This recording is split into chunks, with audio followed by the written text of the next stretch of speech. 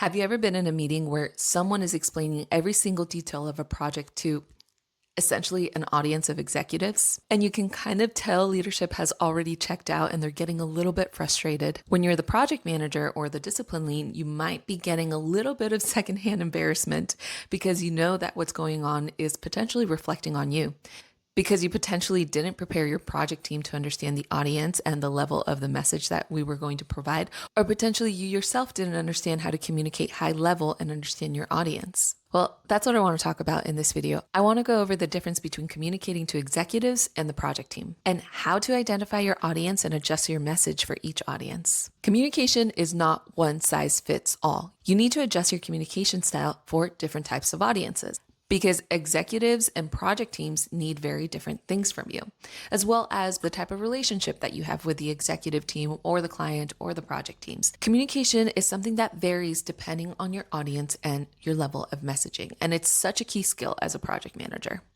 So here's what executive teams need from you. They need you to focus on the high-level summary details about your project and not the details. They want you to focus on the outcomes, the risks, the decisions that you need from them, and the budget and timeline impacts. And when I'm talking budget and timelines, I mean they have to be high level. All they want to know about the budget is how much is the budget, what is the profit that we're getting from the budget, and what are our actuals. In terms of timelines, they want to know when are the deadlines, where are we on that timelines, and what are the critical activities that we have coming up before our deadlines. They're not interested in all the interdependencies, all the activities, and where they stand in a schedule. They're interested in the main activities, in milestones. So when you're talking to executives, it's really about communicating with them through visuals, almost like marketing, right? Here's where we stand on the project. Here's the dashboard of a project. It shows our health of our financials. It shows the health of our timeline. It shows any critical risk. And here is what I need from you in one sentence. All executives want to know is, are we on track? What's in jeopardy? What do you need from me? And that's what should be running through your head when you're talking to executives. They're not looking for a detailed explanation of why something went wrong, of course, unless you're asked for it. They're looking for, what's the solution? What do you need from me to get it done? And what should they be worrying about?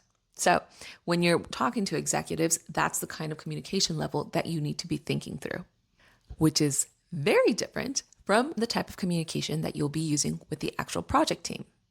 When you're talking to your project team, you do need to go into the detail. You do need to go into the background, the context, the detailed explanations, and you do need to get into those technical coordination conversations. Here's where you're going to focus on, okay, who's doing what? What are the activities and all of the interdependencies between the activities?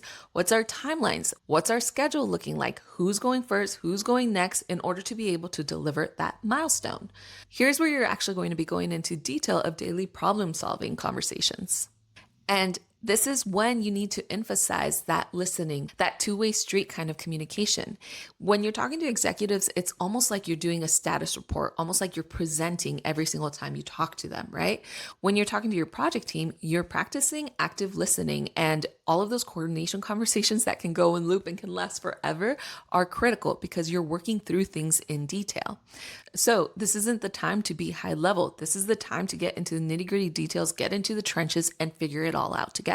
The differences between communicating with executives versus communicating with project teams, I can summarize in 3 words for each. When you're talking to your executives, you want to be concise, you want to be confident, and you want to be outcome oriented. That's all they care about. Compared to when you're talking to your project team, you want to be collaborative, you want to be detail oriented. And this is where you can be very, very authentic and say where you're having problems with anything, where you're struggling with anything, so that you can collaborate with them and do all of that problem solving, that detailed problem solving. So here's an example of the differerences. Let's say I'm talking to an executive team and there's a delay because of some supply chain issue. What I would come to them with would sound something like, we have a 3-week delay because of a supply chain issue. I need your approval for an expedited order so that we can get back on track on the project.